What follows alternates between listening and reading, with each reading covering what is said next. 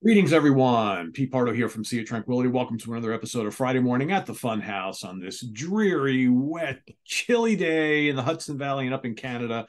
Welcome, Mr. Martin Popoff. Yes, same thing here. I'm not putting my usual light baffle thing up because so I hopefully it doesn't lighten right up and it's like I look completely white. But anyways, yeah, we'll give it a shot. But it is cold and rainy here in Toronto as well. Definitely. Yeah, it's just a miserable day, but welcome to fall. That's what Yeah, happens. So we've got absolutely. a fun show for you here today for all of you folks who love live albums. So Martin and I were talking about this whole concept of really good to classic live albums that everybody always talks about, everybody loves, but are they really perfect? And what we're going to argue that some of these live albums aren't perfect because there's probably at least two songs that if we swapped them out with other songs that are more deserving of being on those live albums, it would be even better and more classic. And Martin's going to start this off by talking about the live album that basically inspired this whole concept and this whole show, which I think it will be a no brainer to everybody who knows this album. So Martin, I'll have you take it from there. Yeah, so I recently did a podcast episode of my History in Five Songs thing, my audio thing. We had this big discussion about the heaviest albums of the 70s. And I thought, well, what if you swap in live albums? What changes, right? What are the heaviest? And then it became, what are the heaviest live albums of the 70s? But I was looking at Scorpions Tokyo tapes and I realized that it was missing the band's most beloved song of all time, which is their Stairway to Heaven, The Sails of Charon. And it's also missing Virgin Killer, which is a title track, their heaviest song, period.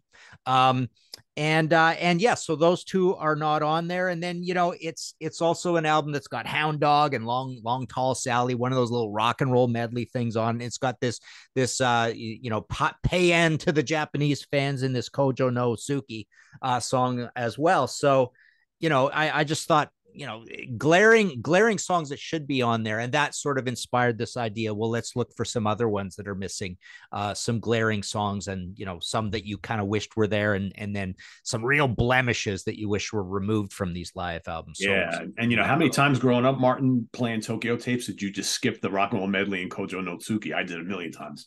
It's just yeah, I had no use exactly. for them. It was like, God, why are these on here, right?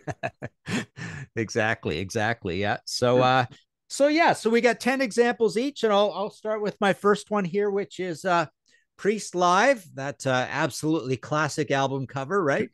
And title, annoying title. So this comes after Turbo, and you understand, I mean, Turbo was doing, look at that gatefold there. This is basically the same gatefold as Kiss Alive 2. 100%. Yeah, Yep. essentially, right? But you understand why they are pushing Turbo. Turbo was doing pretty good, and they're trying to push this direction and do well with it. But it does, I would love to dearly have removed from here Private Property and Parental Guidance, and even Rock You all around the world. And to some extent, some heads are going to roll. But what I would add in their place, people have been looking at Turbo recently, and I totally agree. The sleeper song on there that's the absolute classic is Reckless. We all know Turbo Lover is a beautifully constructed, really cool song. Reckless is amazing, though. Great chord changes and stuff. So that's a song I think they should have really pushed off of that album, or from that album, and pushed it onto this live album because it's not here. So that would have been a great one on here. And also the theme of this album is, we're doing songs from the last live album forward, which, by the way, that podcast episode, came to the decision as the absolutely correct answer. When you mix live albums with studio albums of the 70s, Unleashed in the East is by far the heaviest album of the 70s period. There's nothing even comes close, right? But the point is, so what else could have been put in here? I think Grinder from British Steel definitely should have been on here. That is such a catchy song, and it's got the spaces in it, which makes it a good live song in a bad acoustics hockey barn. So that would have been a good one. Riding on the Wind, I think, is a classic from Screaming for Vengeance that could have been on here as well. And then Desert Plains, I think they gave up on Point of Entry too fast. You only got one Point of Entry song on here, and Heading Out to the Highway, Desert Plains would have been a good one in here. Maybe even Screaming for Vengeance from Screaming for Vengeance, although it's a big Yeah. wall of sound. that's the kind of song that doesn't sound good in a big hockey barn, but they could have made it sound good on here. And it's the title track, right? So it reminds people of that album that is the bestseller kind of to date. These live albums should help push sales of the previous catalog. And when you've got something that's selling rather well, you may as well keep pushing that album. So I think you could have kept pushing British Steel and Screaming for Vengeance. And of course, I understand the recent one. So that's my first choice, Priest Live. Yeah, I mean, it's a live album is supposed to do a number of things, right? It's supposed to help promote the previous album and maybe the couple that came before that. And especially if a band have multiple live albums, it's supposed to promote those albums in between the two live albums. And it's supposed to be almost like a greatest hits live, so to speak, right? So you have to have a little bit of everything. I totally agree. That's a great choice to kick us off today. And my first choice is also just titled Live. And it was the introduction of myself to this particular guitar player, and it's Robin Trower Live. That's it right there. I got the 2-on-1 here. So this is actually kind of interesting because the live album actually came out in promotion of For Earth Below, which was the studio album that it came out before. And before that was Bridge of Sighs. Before that was Twice Removed from Yesterday. So this live album basically is celebrating the first 3 live albums. But for one, this live album is only a single, which most of us have groaned about for many, many years. In addition, it doesn't contain his best known song, which is Bridge of Sighs, is not on here. Yeah. It also doesn't have Day of the Eagle, which is probably the second most popular song on the Bridge of Sighs album. So what I would have done is I would have put those in there. Let's take out Alethea, which is a good song. Of course, that's from For Earth Below. I get it. And Lady Love, which is okay, a pretty good song as well. But neither one of those is as impactful as it would have been had Bridge of Sighs and Day of the Eagle been on here, because then all of a sudden then you have two Rolling Stone, Daydream, Rock Me Baby, I Can't Wait Much Longer, a little bit of Sympathy, Bridge of Sighs, and Day of the Eagle. That is all about, I mean, this is a classic live album as it is. That makes it almost a legendary live album. So yeah, take out Alethea, Lady Love, put in Bridge of Sighs, Day of the Eagle. That's my first pick for today. Yeah, wicked. Eh? What could have been? I mean, I love Day of the Eagle. It's amazing. So good, right? Yeah. Yeah. And Bridge of Sighs could have been just an incredible guitar showcase as well, right? Yeah. So, and it's not that if you go and look at the set list that he was playing at the time, it's not like they weren't playing both those songs. They were absolutely playing both those songs. And in fact, on the King Biscuit Flower Hour collection, they actually have Day of the Eagle in there. So it's not like these songs weren't being played. Maybe the label Chrysalis decided, well, we're going to release it as a single, and those two songs are a little on the longer side, so it wouldn't fit. So we'll just leave these in. I don't know. Yeah. Whatever the reason, I think it would work better with my set list. So, but I don't make those decisions. All right. So my next choice is Angel Live Without a Net. Of course, we know Van Halen had a similar sort of thing going when they did a video called that, right? But what I don't like about this album, I could have removed most of it, because I'm an absolute supporter of the first 2 albums and somewhat the third, and then it kind of goes down for me in the poppy years for these guys. So there's a lot of the poppy stuff on here. Unfortunately, it's after all of the albums, right? So basically, I would have put on something like Feeling Right, Cast the First Stone, so you could still promote the more or less recenter album, On Earth as It Is in Heaven, and that's their Deep Purple Burn. It's got this amazing riff. It's just a great live sort of, it would have been a perfect song. But yeah, Pressure Point, Mirrors, anything good and heavy. Hell of a Band, I think, is their best album. And I would have deleted I Ain't Gonna Eat My Heart Out Anymore, Hold Me, Squeeze Me, Don't Leave Me Lonely. We've got also the really not so great disco opportunist song on here, 20th Century Foxes, to match the Kiss thing that they did, kind of thing. So yeah, this is just a big missed opportunity. This could have been one of the great live albums of all time had you used the classic Angel songs that are now these days being, it's Punky's kind of a strange sort of he's got a weird philosophy about this band. He really loves that poppy era, and they infused that into those recent Angel albums, the 2 reunion albums, which is kind of cool that they do that, because it makes them different, right? It makes them different from a perfect sort of let's be a power metal band sort of albums that they could have been, right? Which is kind of cool. But unfortunately for this record, there's just way too much of that pop on here, and it kind of goes by. You look at that album cover and you just hope it just looks like it's going to be just an awesome live album, but unfortunately it's what do we got for a gatefold in here? Yeah, we got lots of pictures in this one, right? So yeah, but the Felix years, right? And it's basically the Felix years, essentially, is what you get with this record. So there you go, Live Without a Net. Cool. Yeah, let's do whatever we got to do to make that a classic live album, right? It's not quite. Yeah. Not quite. Yeah. That needs a lot of help. Well, here's one. This might be a little controversial for some. I almost didn't pick this one. And I know there's going to be a lot of people who are going to comment that this is perfect as it is. I would argue that it almost is. And my pick here is Yes Songs by Yes. All right. So the triple album, right? So lots of stuff they were able to cram on here. But I would argue they didn't cram quite enough. So here's what I would take off of here. And again, I know it's the 70s. I know this kind of stuff was normal. I would take off Steve Howe's little guitar piece, Mood for a Day. I dig it. Kind of kills the momentum of some of this stuff, right? Yeah. And I would take off Rick Wakeman's excerpts from Six Wives of Henry VIII, right? Not a fucking Yes song, right? So take it off. Let Rick go do his thing on his own time, right? What I would put in here instead, how about add a little South Side of the Sky, right? Yeah. Which, granted, and not a song they were playing live a lot back then. They played it more in recent years. And then here's a ballsy one. How about America, their cover of Simon and Garfunkel's America, which they played live a lot, right? And I think you could probably, we got the triple album here. You can't tell me you can't squeeze 7 minutes of South Side of the Sky and, 5-6 minutes of America. I think we could do that. I know Mood for a Day is kind of short, but the excerpts thing goes on a little long. So so I would take out the two solo pieces, put in these two songs, and then Yes Songs then becomes absolutely monster. It already is pretty close to it. So there we go. Cool. And maybe another surprise cover or two, like War Pigs, or something like that. Why not, right? Hey, why not?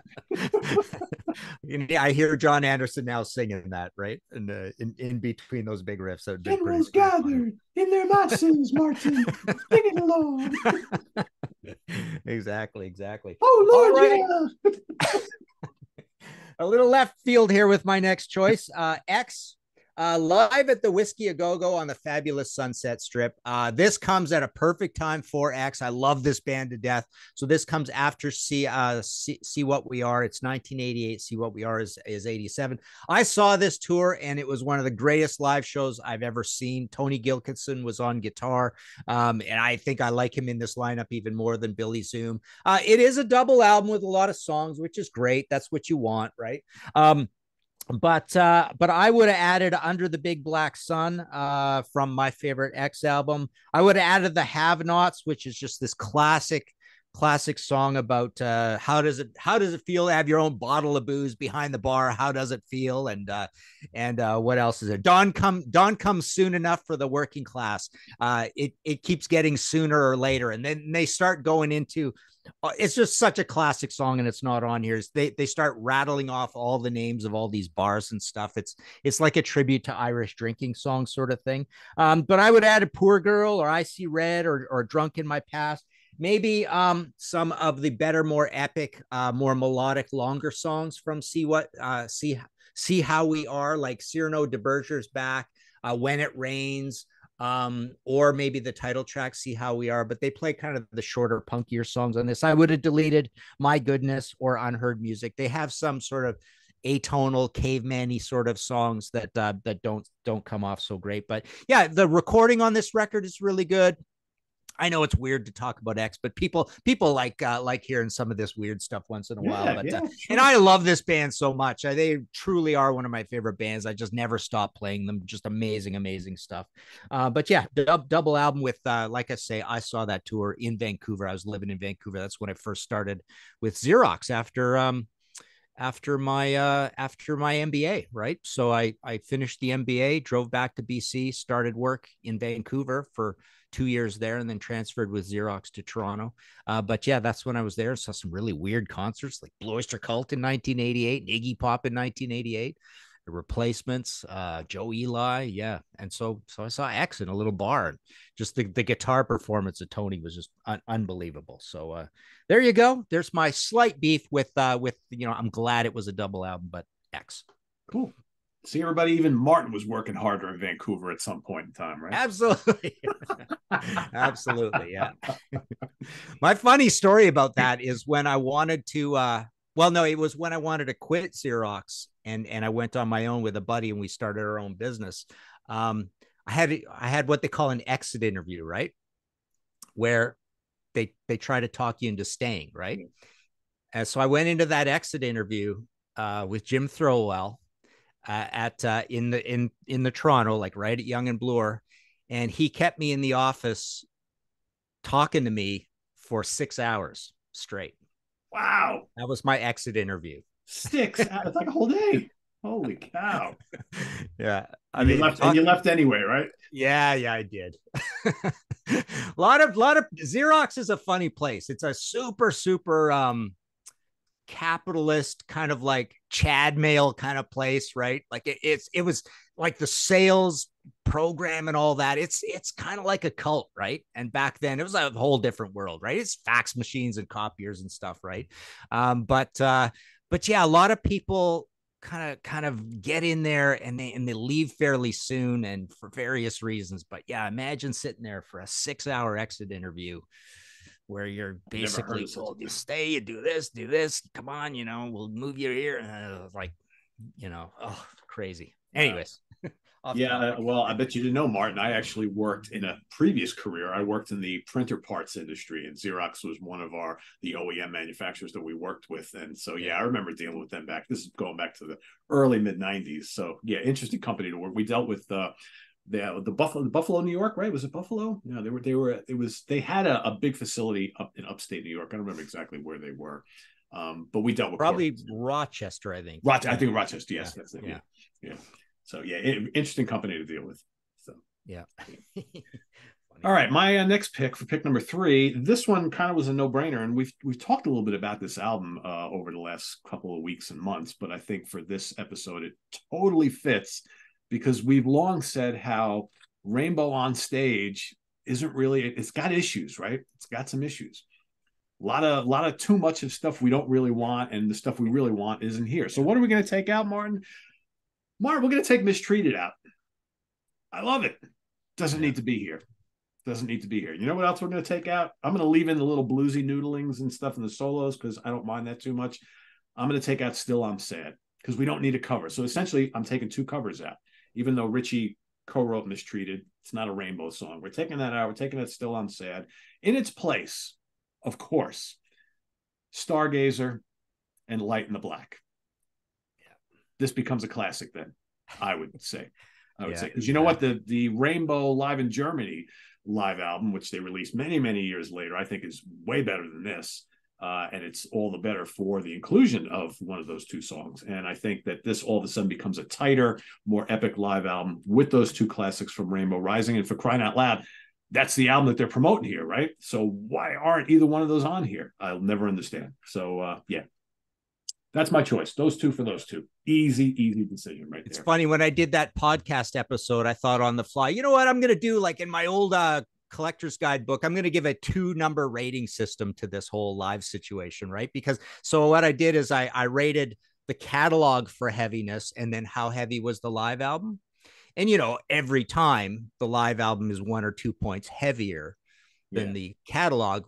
When you get to On Stage, it's like literally the only band where the live album is lighter than the catalog. Well, it's true because it starts off with Kill the King, which crushes on here. I'd argue it's better than the studio version. And then everything else, I mean, Man on a Silver Mountain, even though they don't play the whole thing, is pretty heavy on here. But then Catch the Rainbow isn't heavy. Mistreated isn't heavy. 16th Century Greensleeve has its moments. Still I'm Sad. Okay. Yeah, this could have been so much heavier and epic if they would have just switched the set list around a little bit. But I mean, I like it. Don't get me wrong. But yeah, it's far from perfect. And it follows up the first album in history for us as kids where it had no mellow songs whatsoever. Rainbow Rising. Right. Yeah, exactly. Finish, yeah. Right? So odd. Very odd. Okay. My next choice is this one here. Yep. My next choice is Thin Lizzy Life Live, right? So the sort of posthumous, although with Thin Lizzy, it's never posthumous. It's right. It's like, well, we could put the band together at any point, or we are together, or whatever you want to call it, right? Yeah, yeah. But the dying Thin Lizzy, unfortunately. So Life Live is kind of a funny one. Nobody's that crazy about it. It's got kind of like murky, muddy production, and Phil's voice, you could tell his voice is really ragged on it. But I would have deleted. I've always had it in for Still in Love with You. I hate that song. I just wish, I don't care if it's a classic or whatever. And then The Rocker. I've always thought The Rocker was a little underwritten and undercooked and a little dated. I don't need to hear Are You Ready again. I always thought that was undercooked and underwritten. It's just kind of a ditty. And that was on Live and Dangerous already. I would have added in Bad Habits to promote the most commercial song, even though it's kind of a little goofy, right? But to promote the most commercial song from your most recent studio album and maybe revive its sales prospects. I think Get Out of Here would have been an amazing, good, fast, up tempo one to put on here. The Pressure Will Blow, again, to maybe kickstart the sales of an album that wasn't doing that well. Renegade, and that this song has all those pregnant pauses and spaces that makes an easy to discern with your ears live song, right? And maybe something like Genocide, The Killing of the Buffalo, which I think is an absolute classic. Oh yeah. Again from a recent album, and maybe Leave This Town, which I'm noticing a lot of people don't like Leave This Town very much, but I quite like it, and it's an up tempo, it'd be a good live song, right? Kind of thing. So yeah, I think there's definitely some problems with this album, but the biggest problem, of course, is it just sounds like that bloated second live album where everything's too boomy and the singer sounds tired. Yeah, and they tried very hard to bring in past members and have them come up and join and play their signature tracks. And yeah, I mean, the Rocker's only on there because Eric Bell agreed to appear. That's the only reason why it's there, right? But yeah, I would agree. I would take those. I think Genocide is an inspired pick for that album. Yeah, that's such a great song, and I would love to hear John Sykes playing on that one. So yeah, I remember when that album came out, I was quite into it, but like over the years, you realize how much it pales in comparison to Live and Dangerous. I mean, really, really does. But it's cool to hear all those guys on there. So, yeah. All right, my next choice is another live album that some people may say, "But Pete, why are you going to touch this?" Well, because I think it could have been even better, and that is Rush Exit Stage Left. So here I'm going to make this live album a little longer because I can in this whole thing that we're doing here. I'm not worried about time constraints and all that sort of thing. So you know what? We're going to take out Beneath, Between, and Behind because it's from an album that really the last live album was promoting, so it should be on here anyway.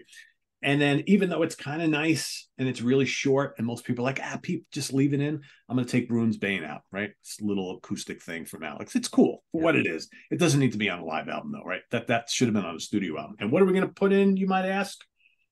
Well, because since this album is kind of closing the book on the couple albums that came before it, why not throw Circumstances on here?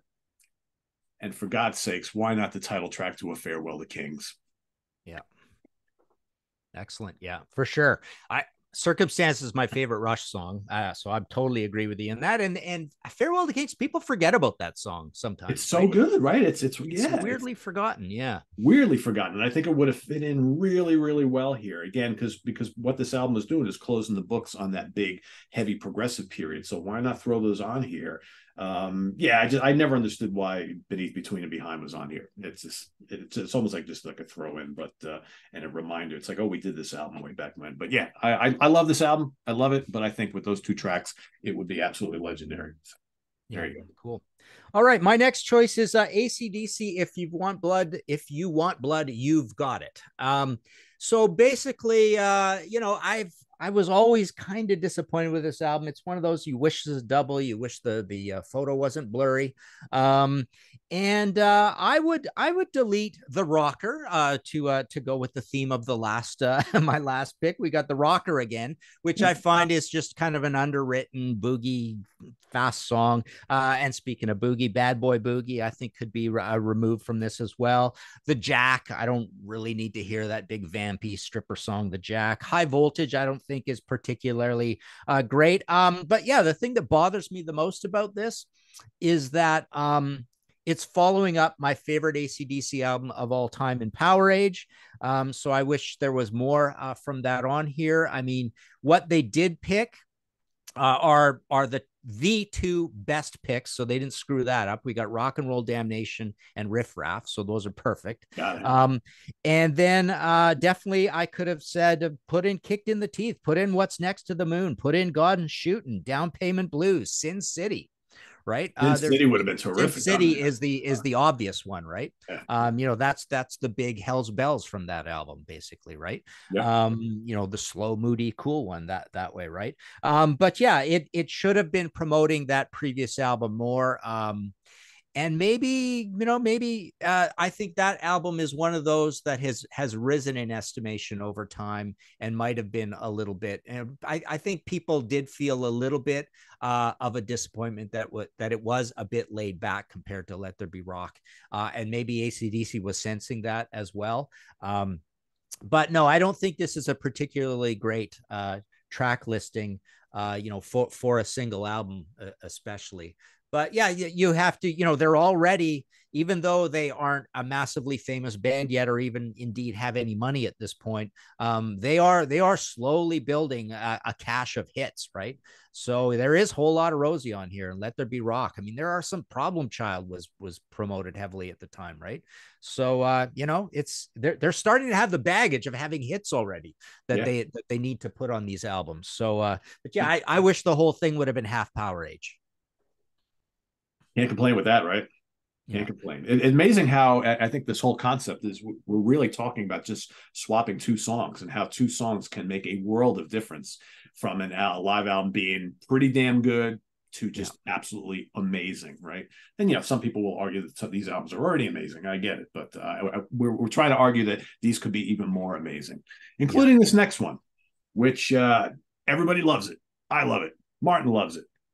On Your Feet or On Your Knees by Blue Oyster Cult. But you know what? Born to Be Wild and I Ain't Got You, gotta go. It's like we don't need covers on these albums, guys. We don't need them. When you've got tracks like Dominance and Submission, Waiting in the Wings that aren't on it, when you've got Career of Evil, which aren't on it, for crying out loud, Astronomy's not on it, Mistress of the Salmon Salt isn't on it. I mean, we could go on and on. There's all sorts of other songs that could be on here, but I would argue take out, I mean, and they're the last two tracks too, right? Take out Maserati, Ain't Got You, and Born to Be Wild, and put in Dominance and Submission, Career of Evil, done. And then you're looking at Subhuman, Harvester of Eyes, Hot Rails to Hell, Red and the Black, Seven Screaming Disbusters, Bucks Boogie, Then Came the Last Days of May, Cities on Flame, ME 262, Before the Kiss, Dominance and Submission, Career of Evil. That crushes. Yeah. Because at this point, you know, we don't even have the other two live albums that are to come, right? I know some of those songs made it onto those albums, but that's not even a blip on the radar yet. You're talking about making one of the greatest live albums of all time. You put those any of those two songs on here, take out the covers. But that's just me. So what do you think of that, Martin? Very cool. Yeah, excellent. Yeah, and you know, the other thing, as you rattle off those songs, the other thing you realize is they did a really good job of picking the rest of it, right? It was the best songs from those three. Yeah, albums. Oh, for sure. Yeah, for sure. Yeah, good job. Yeah. Okay, so an entirely different thing here. We go to The Police Live. So this is like a way later thing. I don't even know how this sold, but I don't even remember much about it, kind of thing. Obviously it's post the catalog sort of thing. But yeah, it's got a lot of songs on it. It is a double. So yeah, they definitely fit a lot of cool stuff on it. But it's odd that Every Little Thing She Does Is Magic is not on here.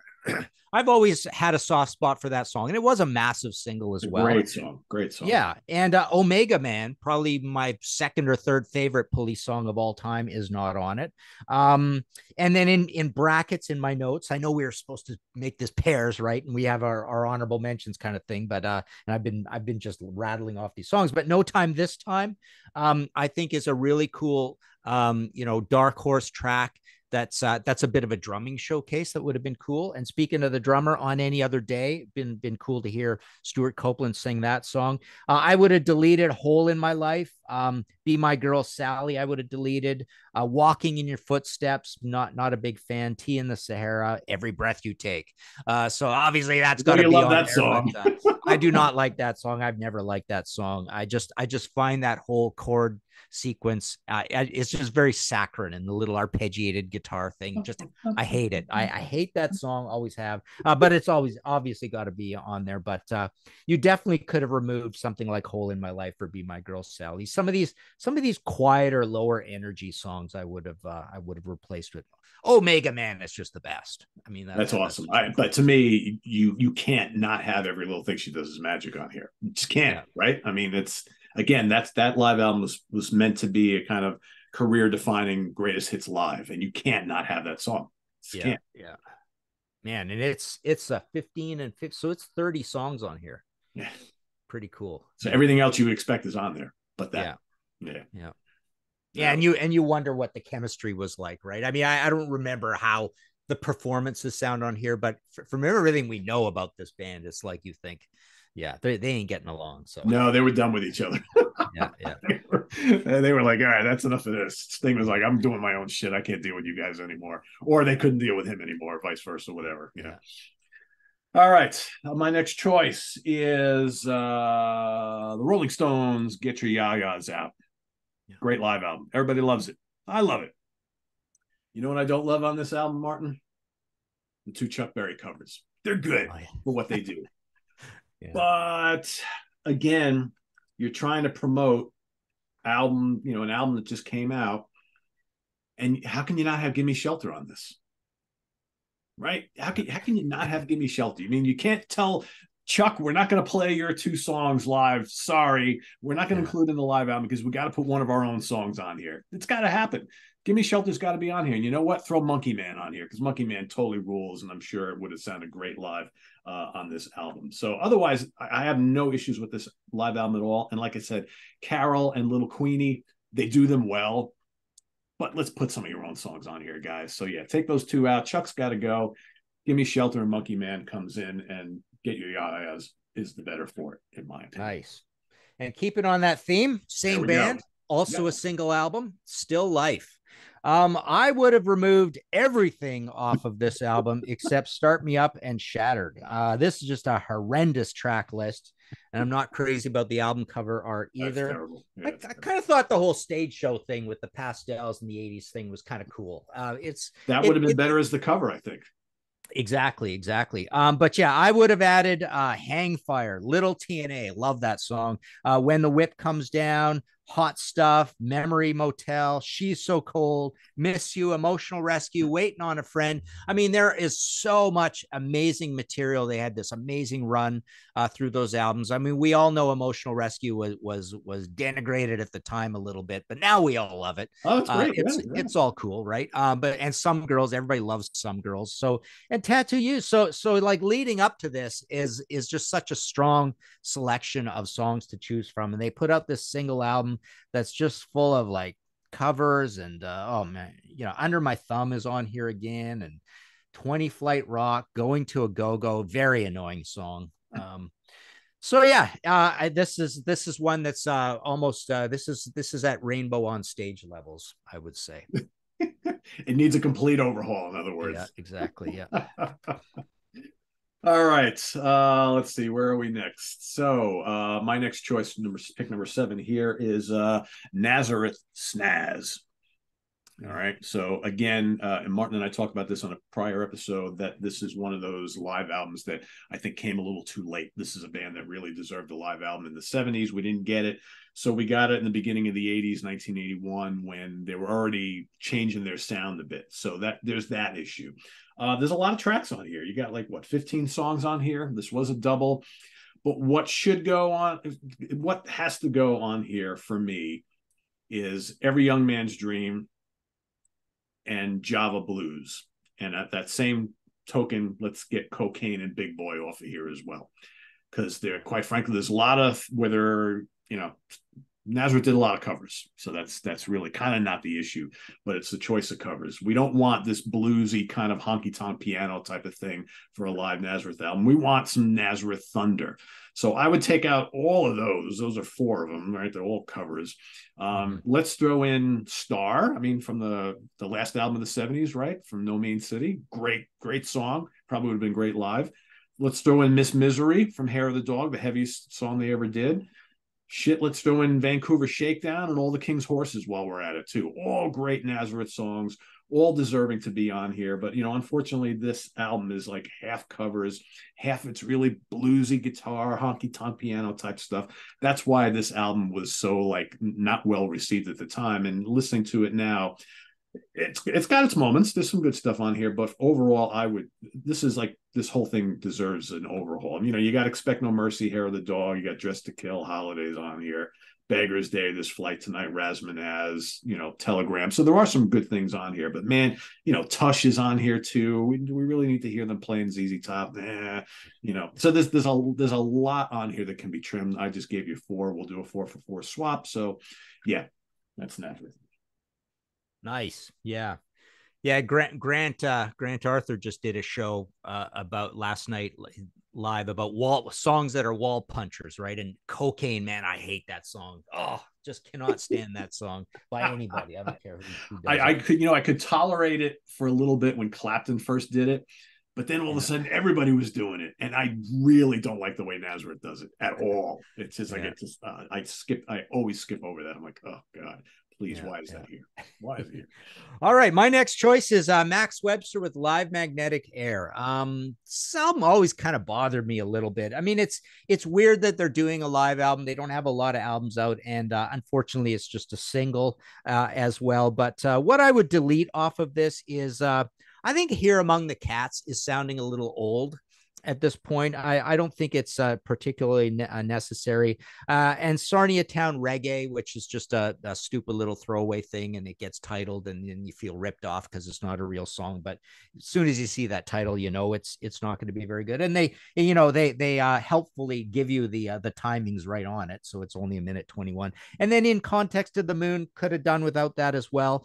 But I think they should have been promoting Let Go the Line, which is just a beautiful, ethereal pomp classic from just the previous album. So, again, push sales of the previous album. Toronto Tontos is just such a hilarious, cool, and it would have allowed for some neat live improvisation, some weird sounds and stuff that they could have put in there. And it's just an anthem that's just considered one of their great songs. And A Million Vacations, Gary's song. Again, title track, it was a hit. And keep promoting that album, keep promoting an album where you can get some sales. And Astonish Me is one of their beautiful, really cool, mellower songs, really thoughtful, smart.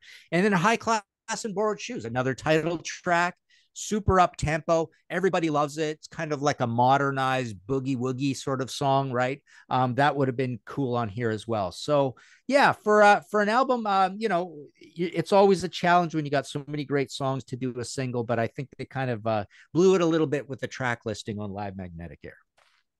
If you ask me, High Class and Borrowed Shoes should have led that album off. Exactly. Yeah, I think of that intro, the way that start the album off, right? Yeah. Absolutely. Yeah, it's funny because that, by the time I got into Max Webster way late, and by the time I started buying all their CDs and I went to go get that live album was out of print for the longest time until they put out the box set a few years ago. And I remember spending all sorts of money on the CD for that used.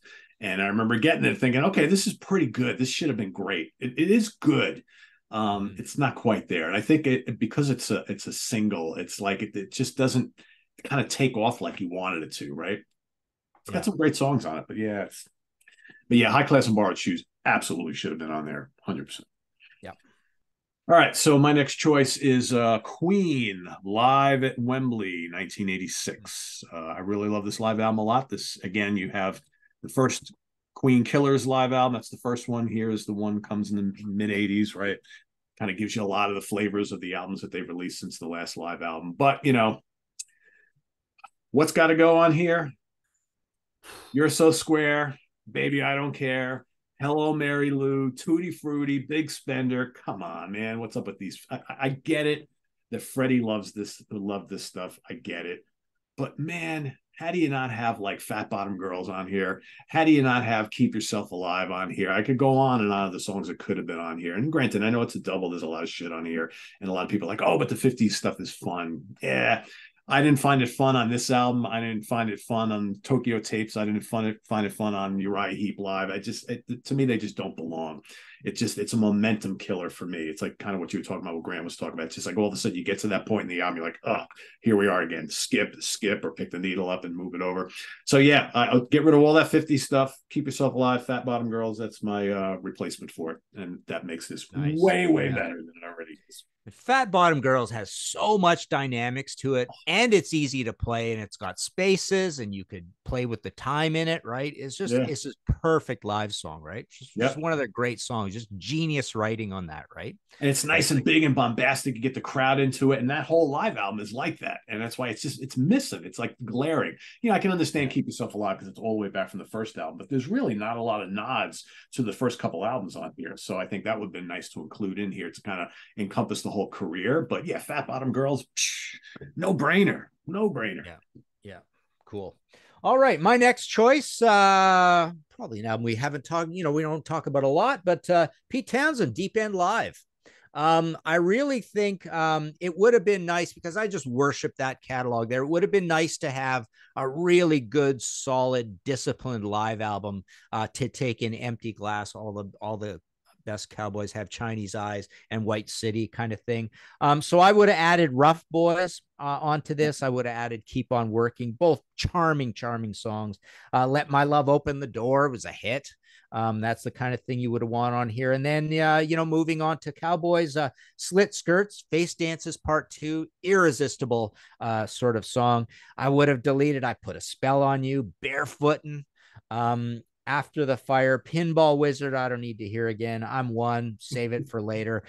Basically, this is a horrible track listing for a live album. You do get Stop Hurting People on it, very cool, and you get Little Is Enough, but really, the whole rest of it is just no. He's got too much. He loves music too much, so there's covers, and he happens to be from a pretty big band called The Who, so you've got that baggage going along with it as well. And I know it was kind of a little bit of a special occasion sort of thing, but no, I just really wish that we got that good solid live album from Pete, celebrating the majesty and the ambition of those three albums. Yeah, I mean, we got to stop making excuses for them. And that's got to have Rough Boys, Let My Love Open the Door, and Slit Skirts. I mean, it has to. How can you not have them on there? Yeah, it's travesty. Yeah, I sometimes I think it's almost as interesting to kind of try and figure out why the record labels left off some great songs, or put in what they did, or why wasn't he, why weren't the artists playing those on these tours? If that's the case, I don't know. It just doesn't make much sense. Yeah.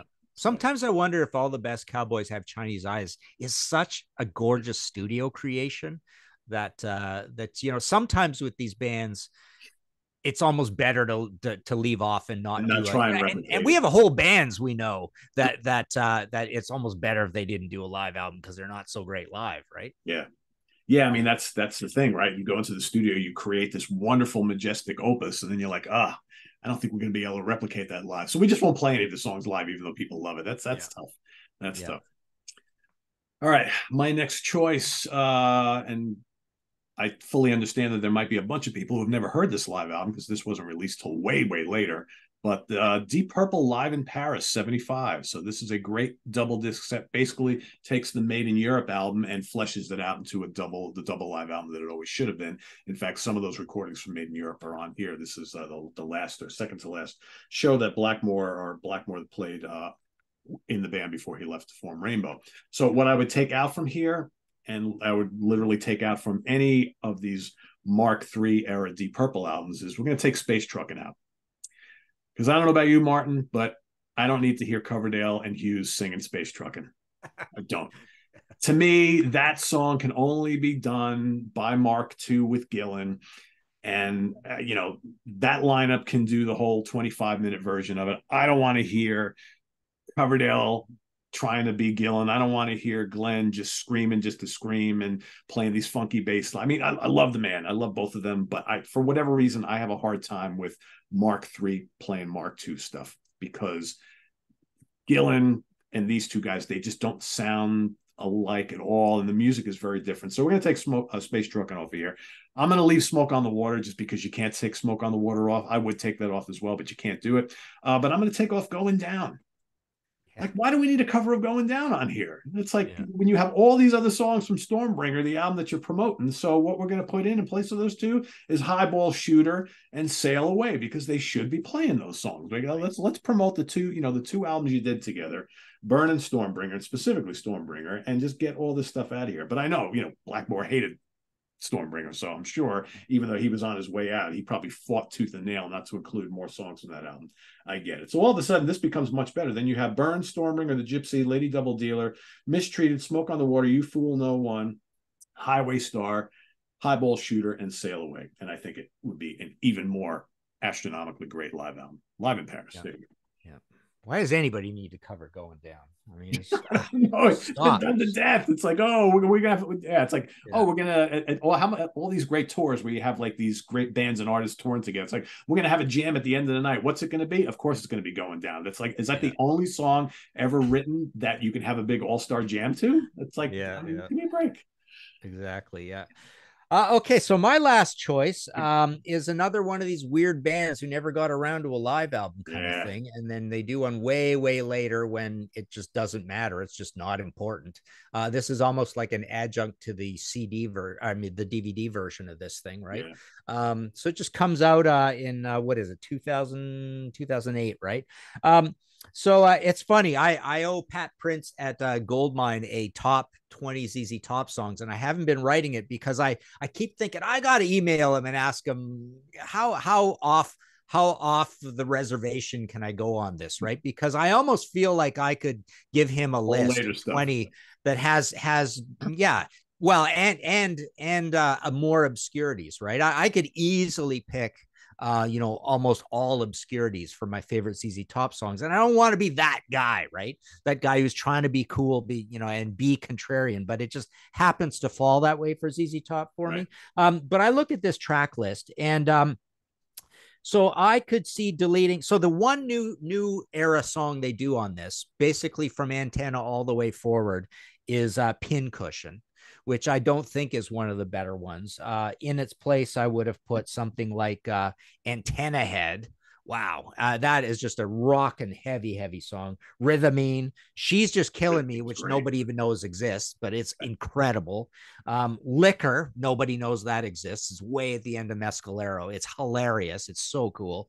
And Mescalero itself, although it's a little muddy and might be hard to pull off. But yeah, Pincushion, no. I would remove Rough Boy. I would probably even remove something like Tube Snake Boogie. It's a little dull. And I'm not a fan. I mean, you got to have these on here, but I'm not a fan of Give Me All Your Lovin'. I mean, if you want to include songs from that, I mean, Got Me Under Pressure is here, so fine, leave that. Sharp Dressed Man, fine, leave that. I don't think you need all three.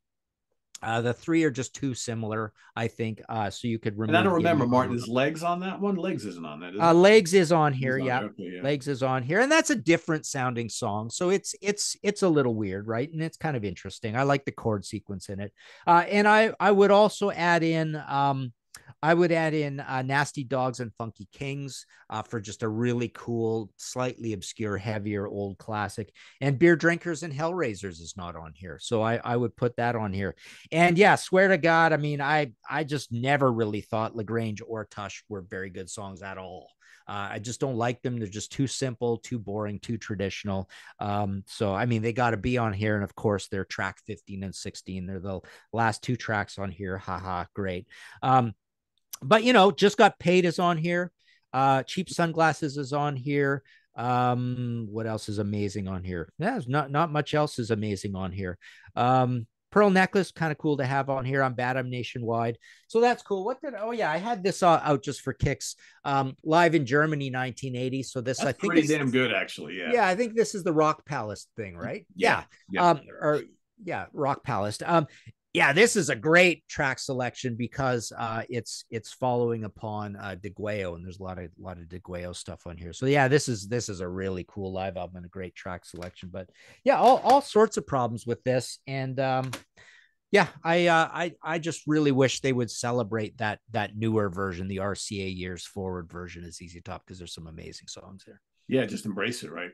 Um, Yeah. I'm with you, Martin. I think if I were to sit down and put together a ZZ Top, my favorite 20 songs, I don't know if I would include any of those big massive hits either. Because Yeah. I think Lagrange and Tush are fun for what they are, but they're not. I like a ton of stuff way better, and a lot of the big hits from Eliminator, I they're fine, but man, there's so many better deep cuts in that catalog than I think people give them credit for, and there's a Yeah. lot of great stuff in the later albums. Yeah. And if when I turn in this list, I mean, I'm not going to include, I don't really want to include a single song from Eliminator or Afterburner or Recycler. I think I'm going to leave out them completely. And I will leave out Lagrange and Tush.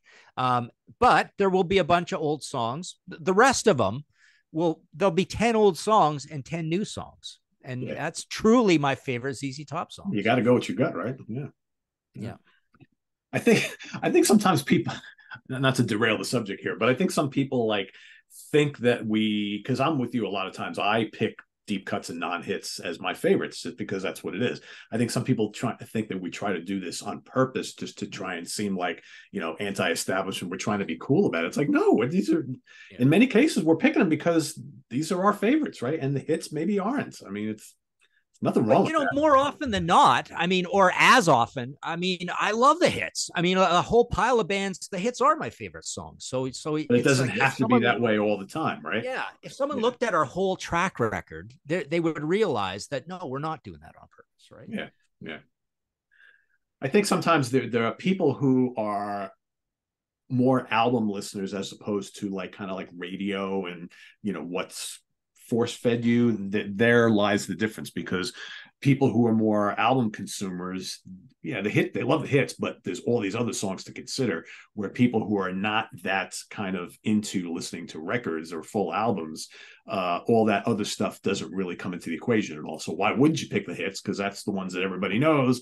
The record companies and the radio stations and whatnot push those because those are the best songs. Well, they don't have to be the best songs if you know the albums well, right? And they may not be the best songs. So anyway, Yeah. it's a whole discussion for another day, I guess. All right, so we're on the final pick, right? Yes. Okay, so I'm going to stay down south. Molly Hatchet, Double Trouble Live.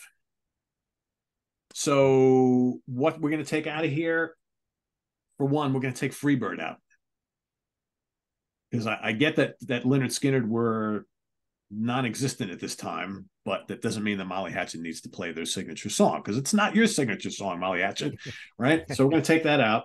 Yeah. And we're also going to take Walk on the Side of the Angels out as well. Sorry, Walk with. Sorry, my notes are all screwed up. Satisfied Man, we're going to take out. Yep. Because Satisfied Man is a pretty crappy song. I know that was supposed to be the big hit single from the album that they're promoting here, but it's not very Molly Hatchet-ish. And I think in the place of Freebird and Satisfied Man, we're going to add The Creeper, because we're going to go back to those first two albums, and we're going to add in Gunsmoke. And also from the more recent records, why not add Dead and Gone or The Rambler? I mean, The Rambler they were pushing on rock radio at the time as well. So I don't know, this whole fascination with having Freebird on here. And again, you got Dreams I'll Never See, Allman Brothers covers on here as well. Otherwise, not a bad track list, but I think it could have been better just by swapping a couple things out. So there you go. Molly, Boy, that album cover looks like the obituary pages, basically, right? Of now, some yeah, Southern newspaper. Wow. yeah, it's like crazy. 2003, 1997, 2002. Yeah, I think it's really tragic when you think about it. The deaths in the Southern rock community over the last 20 years, just out of control. I mean, all these bands just decimated, just nobody around. It's like, I mean, I get it. We see that in other non-Southern rock bands, but it just seems like tragedy and early death and whatever in the Southern rock community. Just, I mean, yeah, I guess we would go Skynyrd, Molly Hatchet, Allman Brothers, even Blackfoot's had death. Blackfoot, yep. Yeah. Yeah. Atlanta Rhythm Section. I mean, I think the only big of big Outlaws has had death. which one? Outlaws. Oh, They've had Outlaws had death. Yeah, I think 38 Special. I think is the only band that has escaped that so far. Right? I don't think we've lost anybody from 38 Special. yeah. And they're named after a gun. I know. That's their saving grace right there, right? So. Man, yeah, yeah. All Very right, cool. Martin. What do you got? What's going on your end with the podcast and book? Not very much. Well, I mean the usual. We got the Contrarians always going. So we had our album cover show the other night, and I did a review of the Rolling Stones album that should be going up shortly. And the podcast every week, the audio podcast, History in 5 Songs, and the books are all at martinpopoff.com. Cool. Sounds good. All right. Let's see what's going on here. So, coming up on the channel later today, Ken Golden will be coming in. We're going to be looking at some new releases that are coming out today on New Release Friday. And then tomorrow, we've got the UK Connection coming back. So we're doing a part 2 of a show we did a couple of weeks ago that was very, very well received. We were talking that prior episode, we were talking about some of those great final albums. Well, how about the opposite end of the spectrum? Those not so good final albums that bands, the bands are done or the artists are done, but they put out that last album and we probably wish they didn't put that album out. So that's coming up on tomorrow. And then Sunday, we've got ranking the albums. I'll be ranking the short but pretty cool catalog of the all-female band from Los Angeles in the early 70s, Fanny. So go check that out. Band that nobody ever talks about, but very, very influential to all those female groups that kind of came in their wake. So stay tuned for that on Sunday. And then, of course, Monday is the Hudson Valley Squares, and we'll be doing a fun pre-Halloween episode where we'll be talking about some of our favorite kind of spooky albums that get us in the mood for the Halloween season. So that's coming up on Monday. So till then, visit us on the web at www.seaoftranquility.org. We're on Facebook, we're on YouTube, all together all the damn time. Please subscribe if you haven't already and click on that notification bell to get alerted of all of our content as a post. And please do hit the like button before you leave. And we'll see you here alongside Martin a week from today, Friday morning at the Funhouse. Till then, have a good weekend, everybody. Take care. Bye-bye.